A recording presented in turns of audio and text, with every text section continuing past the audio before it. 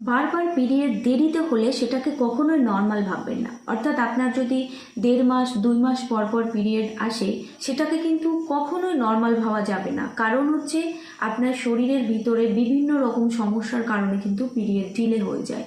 যেমন hormonal imbalance, আপনার reproductive অর্গানসগুলোতে cyst হওয়া, যেমন জরায়ুতে সিস্ট, সার্ভিক্সে সিস্ট, ফ্যালোপিয়ান টিউবে সিস্ট এবং ওভারিতে সিস্ট, অর্থাৎ পিসিওডি, থাইরয়েড, ডায়াবেটিস, এই সমস্ত বিভিন্ন সমস্যার কারণে কিন্তু মাসিক সাইকেল ডিস্টার্ব হয়, ইরেগুলার হয়ে যায়।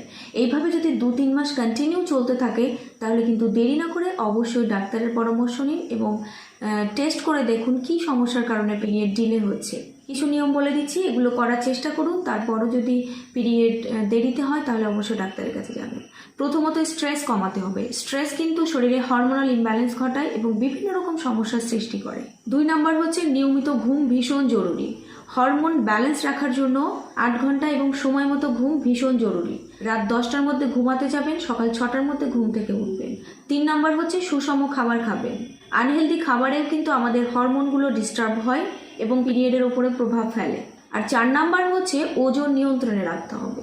আরেকটি ভীষণ গুরুত্বপূর্ণ হচ্ছে প্রতিদিন সকালবেলা ঘুম থেকে উঠে ব্যায়াম করবেন।